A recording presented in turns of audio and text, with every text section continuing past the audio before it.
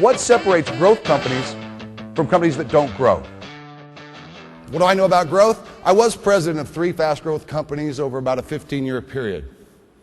But for the last 10 years, I've done nothing but study what leads to sustainable, profitable growth. My definition of sustained growth is this: 5 years of 20% or greater. 5 years, 20% or greater.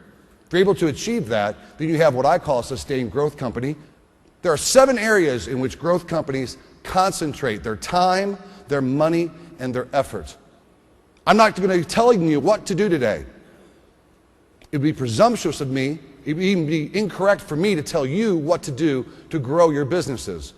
Instead, what I'm going to be doing is suggesting that there are 7 areas in which you look for the innovations, the evolutions that lead to the revolutions that lead to the next level, that lead to growth.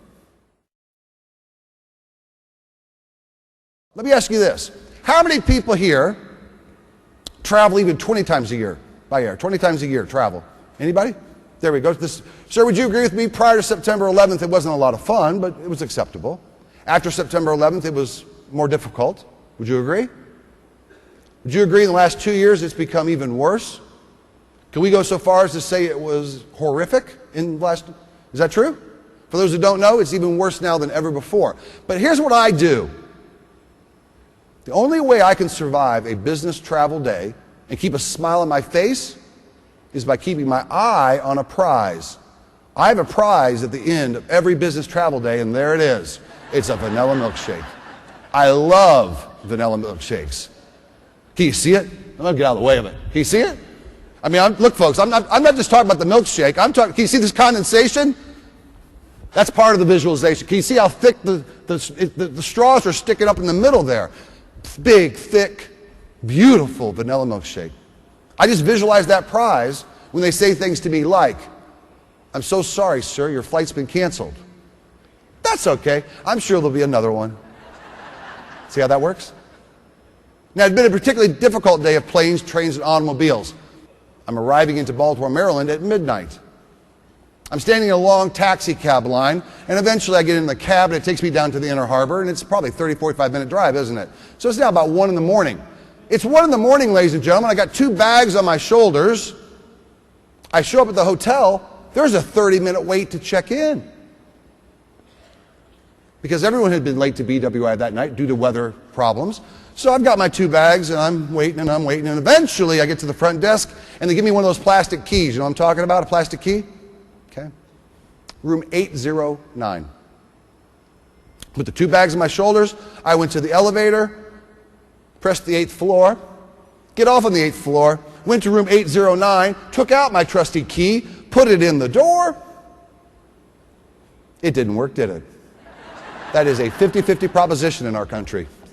So, I'm still smiling. I went downstairs. I got another key. I put the 2 bags on my shoulders. I went to the 8th floor. I went to room 809. I put it in the door. Now, this time it worked. This time it worked, and I pushed through. I went through. I didn't even put the bags down. I went straight over, and I hit room service. This is an exact quote of what I heard on the other end of the line. "Good evening, Mr. Little. This is Stuart in room service. What can I do to serve you?"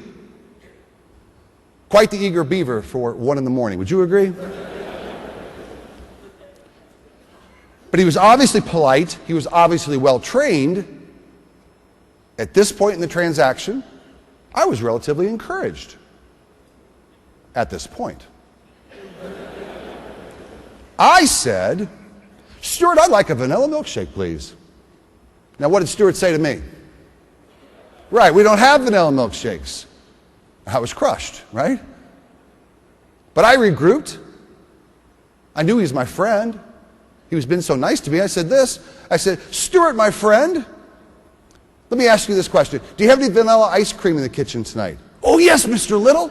We've got ice cream. Would you like some?" I said, "Yes, Stuart, I'd like a full bowl of vanilla ice cream."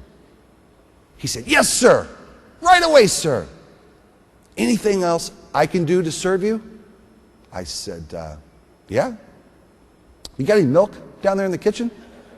You need milk, Stuart? He said, yes, Mr. Little, I've got milk. Would you like some? Yes, Stuart, I'd like a half-full glass of milk in the tallest tumbler you have. Half full, Mr. Little? Half full, Stuart. Now, he thought that was an odd request, but he agreed to it. Anything else, Mr. Little? Anything else at all I can do to serve you? Stuart, I'm going to need a long spoon to go with that. Now, you think I'm making this up. Folks, I can't make stuff like this up. Okay? This is what happened. 5 minutes later, there was a knock at the door, and there is a tray with a full bowl of ice cream, half a glass of milk, and a long spoon. Now, I have a question for you. Perhaps you'll want to discuss it amongst yourselves. The question is this: is Stuart stupid?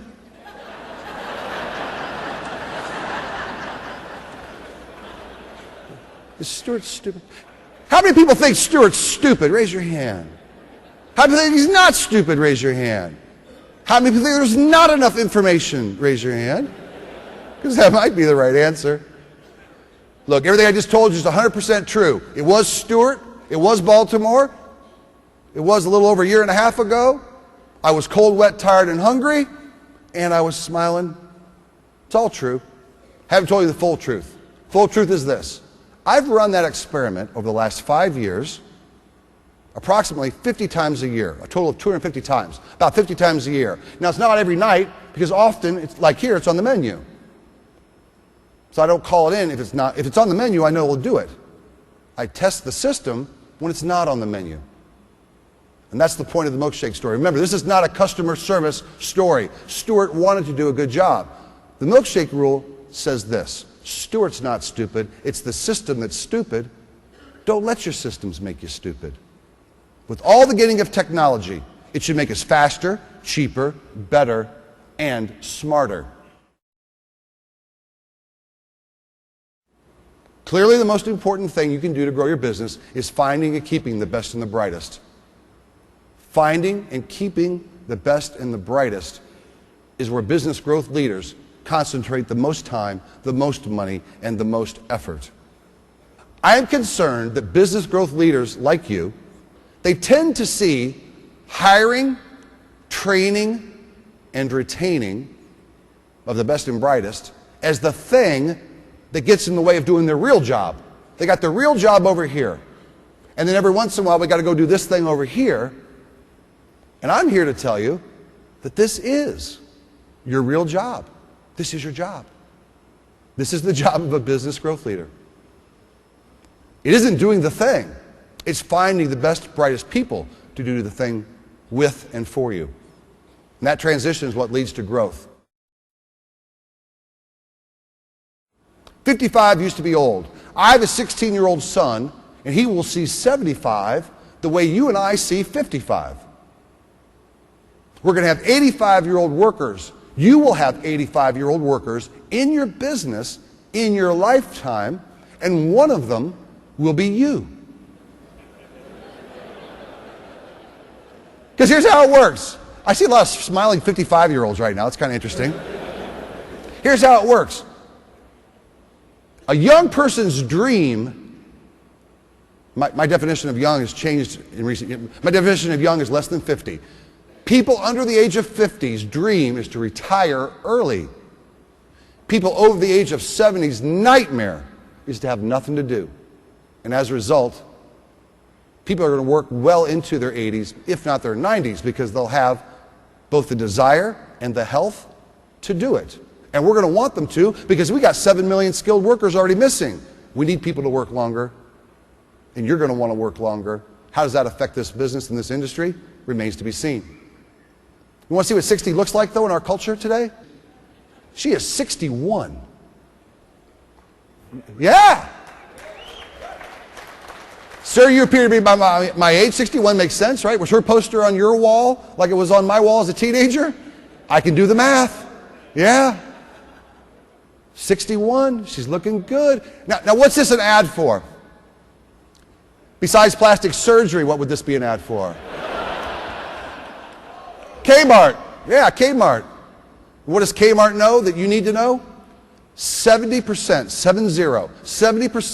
of the discretionary spending in the United States, not Canada, the United States, 70% is with people 50 plus. Let me say it another way. She got all the money.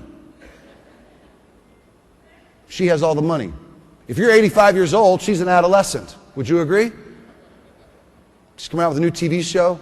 It's incredible, the transformation. You want to see what 75, this one's for the women in the room today. We've got a lot of women here today. You want to see what 75 looks like in our culture now? Impossible 20 years ago. There he is. Sean. Women love Sean Connery. The original Bond, James Bond. And he was born in Edinburgh, Scotland. Edinburgh, Scotland. We're going to be talking about Edinburgh later. This man's 76 years old. He's a movie star. That didn't happen 20 years ago. That's how much our culture's changed.